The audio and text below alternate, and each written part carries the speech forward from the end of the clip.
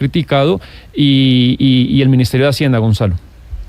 Por eso yo creo que es pertinente a esta hora hablar con el nuevo presidente de la ANIF, de la Asociación Nacional de Instituciones Financieras, el doctor José Ignacio López, para entender un poco si esa afirmación que usted menciona, trayendo a colación lo dicho por el presidente en su cuenta de X y lo dicho por el ministro de Hacienda o el Ministerio de Hacienda, es real.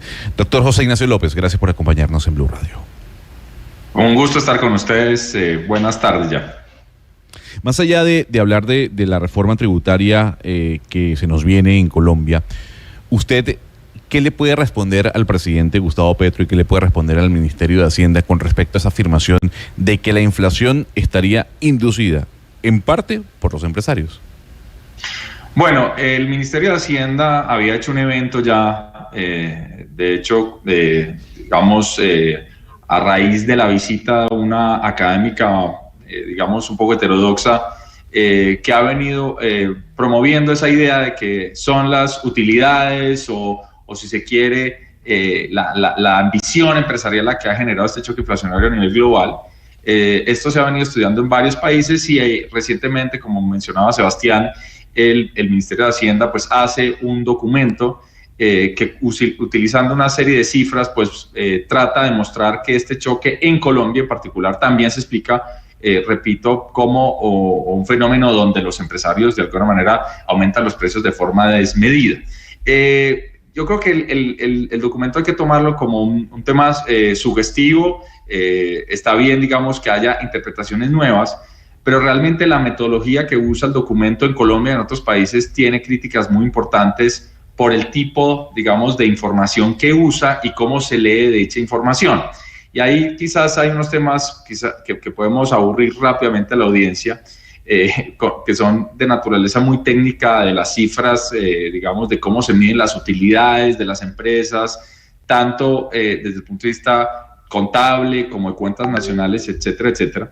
Pero sin caer en los tecnicismos, lo que hay que decir es que este documento quizás confunde la manifestación o la expresión de la inflación con las causas que lo están generando. Y para hacer una analogía sencilla en términos, digamos, más simples, por ejemplo, cuando uno va al médico, sería decir, no, usted tiene fiebre, la fiebre le está causando quizás esa enfermedad, cuando sabemos que la fiebre es una manifestación. Entonces aquí lo que se está viendo en este documento y las críticas están, digamos, en la literatura académica, es que cuando se toma este tipo de interpretaciones y de cuentas, digamos, con las cifras de cuentas nacionales, por ejemplo, choques muy importantes como los que vivió el mundo, como la guerra o el conflicto en Ucrania, que generó un aumento muy importante en los precios de los combustibles, en los precios de los fertilizantes, los precios energéticos a nivel internacional. En este tipo de metodología que está utilizando el Ministerio de Hacienda, estos choques a estos insumos no logran filtrarse bien y se ven, digamos, representados como si fueran un aumento de las utilidades de las empresas y, por tanto, se les tiende a atribuir con esta metodología una causa que no corresponde. Repito, choques de oferta que probablemente no se pueden filtrar bien con esta metodología, aparecen en definitiva como un causante de la inflación cuando son realmente manifestaciones, expresiones de un choque, repito, inflacionario. Entonces, yo creo que hay críticas metodológicas y quizás también el sentido común apunta a es muy difícil pensar que este choque inflacionario global fue que de un momento a otro se levantaron los empresarios en Colombia, en Brasil, en México, en Estados Unidos, ¿sí? Incluso hasta en Japón, diciendo, no, hoy queremos hacer más plata, antes no queríamos hacer plata, ahora sí queremos hacer más plata. Sí, que se puso. Entonces, digamos... Sí, perdón. No, para un poco continuar lo que usted nos está diciendo, porque si uno dice, bueno, si el gobierno piensa realmente que la utilidad empresarial es la causa de la inflación, pues ¿para qué le va a bajar los impuestos ahorita? Y ese es precisamente el tema en que quería conectarlo con eso. No sé si usted ha tenido oportunidad, sé que está estrenando presidencia en ANIF desde hace un día, pero si ya están un poco mirando lo que pareciera una nueva reforma tributaria del gobierno, y es quitarle 5% del impuesto a la renta a las empresas y trasladárselo a los colombianos que ganan más de 10 millones. Obviamente falta el articulado y faltan más detalles, pero así por encimita como lo plantea el gobierno, ¿Le parece una buena medida? ¿Las personas que ganan más de 10 millones pagarían muchísimos impuestos? ¿Cuál sería el escenario? Bueno, Sebastián, como tú lo dices, yo me estoy estrenando y probablemente ANIF en su momento hablará nuevamente de estos temas tributarios. Desde ANIF se han hecho muchos estudios en varios años sobre el tema fiscal y tributario y probablemente pues nos pronunciaremos en su momento. Como reacción, quizás las cuentas del gobierno, digamos, son difíciles de cuadrar, porque primero si solo se va a hacer énfasis en las personas que ganan 10 millones, hay que decirlo, el radar tributario del país en personas naturales es a veces limitado. Usualmente termina recayendo en asalariados, no necesariamente en todas las personas que tienen rentas de más de 10 millones. Y cuando uno ve históricamente lo que es ese segmento de la población, los asalariados y algunos empresarios que están en esa franja, es una franja relativamente pequeña, por eso repito, el radar no es muy completo, hay gente que quizás no está todavía en el radar de la DIAN. Tratar de sustituir el ingreso que proviene del impuesto corporativo por esa franja pequeña de contribuyentes, pues sería muy difícil y haría que la carga tributaria aumentara para ese segmento de una manera muy importante. Nosotros, repito, todavía no hemos hecho los cálculos juiciosos. En su momento, si esta discusión continúa, pues probablemente así lo haremos, pero pues un cálculo de servilleta sugiere aumentos tributarios de carga de hasta 40-50%, lo cual a todas luces inconveniente. Hay que decirlo, la idea del gobierno de manera gruesa está bien planteado. Colombia, es bien sabido, tiene un problema donde la carga tributaria digamos, va hacia las empresas y eso genera distorsiones, genera desincentivos a invertir y por tanto a crear nuevos puestos de trabajo. Y está bien que el país como un todo empiece a discutir cómo hacer una transición donde la carga tributaria no se recolecta, no se va a través de las empresas, sino a través de las personas que son en últimas las que consumen, las que al final del día pues destinan los recursos. No obstante, primero tiene que ser una transición, porque repito, pues estamos en un mal equilibrio y no podemos hacerlo de la noche a la mañana. Dos, quizás, Sebastián, este no es el año de tener esta discusión, porque hay un tema ya preocupante y es cómo vamos a solucionar las cuentas del 2024. El gobierno planteó un presupuesto ya con unos ingresos que probablemente no van a llegar y entonces hay que solucionar el tema 2024 antes de estar pensando en este tema. Y tercero, hay que ser más claros en las cuentas, más transparentes y quizás no prometer un equilibrio donde al ciudadano de a pie le dicen, no, otras personas van a pagar impuestos. Quizás es la conversación que todo el mundo quiere escuchar, que sean otros los que paguen impuestos.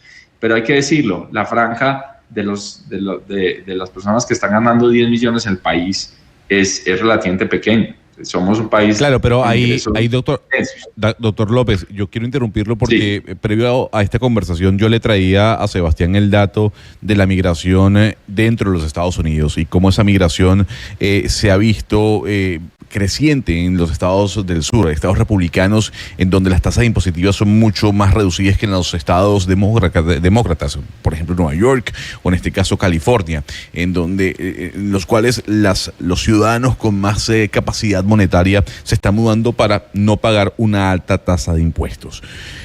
Colombia no es un país federal. La consulta es, ¿qué pasa si eso ocurre? Si esa predicción que trae a colación Sebastián Nora ocurre, ¿usted cree que esas personas, sus capitales, los pueden trasladar a otro país? ¿Qué cree que pueda suceder? Más allá de que Colombia es un país federal y no pueden migrar de un estado o una provincia a otra. No, de acuerdo. El tema es que primero hay que hacer las cuentas en fino, y esa es la que todavía no tenemos, y ni el gobierno todavía las tiene.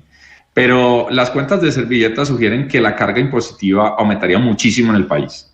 Y eso claramente tiene un efecto. Primero, digamos, para las personas que tienen recursos de capital, probablemente ese capital se puede mover de manera rápida y de hecho ya en el país ha venido ocurriendo. Cuando uno mira, por ejemplo, el efecto del impuesto al patrimonio, pues hay evidencia que el impuesto al patrimonio empieza a recaudar, sumas importantes, pero en el tiempo se va diluyendo. ¿Y por qué se va diluyendo? Porque precisamente pues las personas dicen, bueno, yo voy buscando unos destinos tributarios más, digamos, de mayores beneficios, y eso es lo que ha venido ocurriendo en muchos países, digamos, a lo largo de los últimos 50, 70 años, donde hay capital que mueve.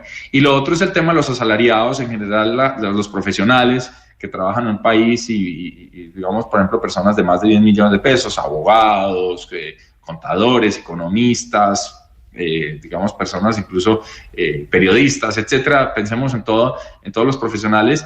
Pues es más difícil moverse, pero estamos también en un mundo donde la virtualidad, estamos teniendo una entrevista virtual, los tres no estamos físicamente en el mismo lugar, pues también está reconfigurando cómo se hace el trabajo. Entonces, en el mediano y largo plazo también podríamos estar viendo una salida de profesionales que dicen, bueno, pues que mi tasa impositiva en Colombia se está volviendo excesivamente alta y me puedo ir. Tú le decías, no somos un país federal, no es como que se van a ir de Bogotá a Medellín, pero sí pueden decir, bueno, pero trabajemos desde Panamá, por ejemplo. Cosas de ese estilo, incluso desde Estados Unidos. Entonces, los países tienen que tener en cuenta las restricciones y también en las cuentas de eventualmente si las cargas tributarias son excesivas. Alguien famosamente, no me acuerdo quién, dice, si hay infiernos fiscales, si hay paraísos fiscales, también puede haber infiernos fiscales. Entonces, los gobiernos tienen que trabajar con esas, digamos, internalizando esas restricciones. Pues esperamos que si eventualmente se da una discusión de una reforma tributaria, pues se calibre bien esas cargas para que no tengamos el día de mañana un problema de escasez de capital y por otro lado escasez de profesionales.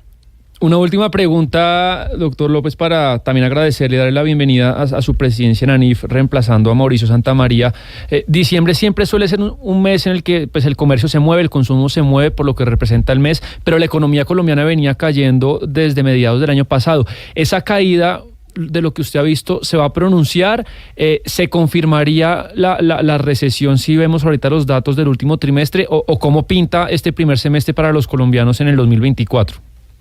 Bueno, Sebastián, el último trimestre del 2023 quizás fue un trimestre un poquito mejor, en el sentido de que tuvimos, tenemos típicamente diciembre que impulsa el comercio, tuvimos la Feria del Automóvil en el país, la apreciación del peso colombiano quizás solo hasta ese último trimestre del año tuvo un efecto importante en algunos precios de durables, en vehículos, en electrodomésticos, coincidiendo con una temporada donde la gente quiere comprar. Entonces de pronto el último trimestre fue un trimestre mejor. El año luego que va a arrancar de manera difícil o con una economía con un pulso tenue. ¿Por qué? Porque finalmente la inflación todavía está en un nivel alto.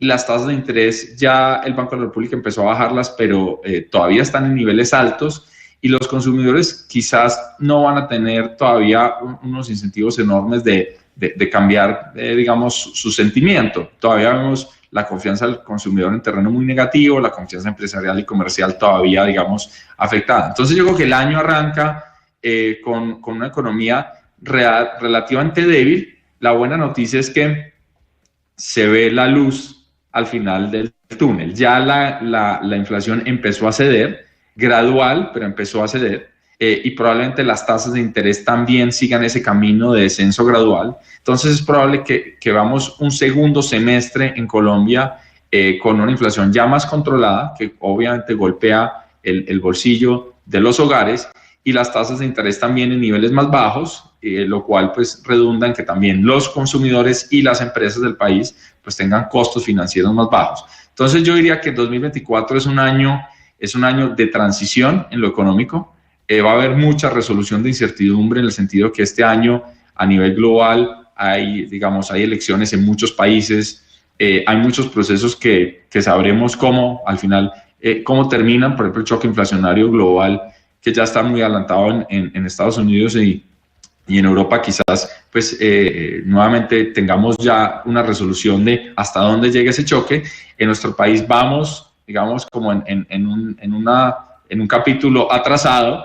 Ya estamos viendo países en capítulos más adelantados, pero sabemos que finalmente pues claro, este año habrá ese final de ese choque y bueno, desde ANIF ya teníamos unas perspectivas económicas, las vamos a ir revisando, pero probablemente estamos hablando de crecimientos de 1,5 en 2024, que repito, pues muestran que todavía seguimos comprometidos por ese choque inflacionario que nos llegó en buena parte importado.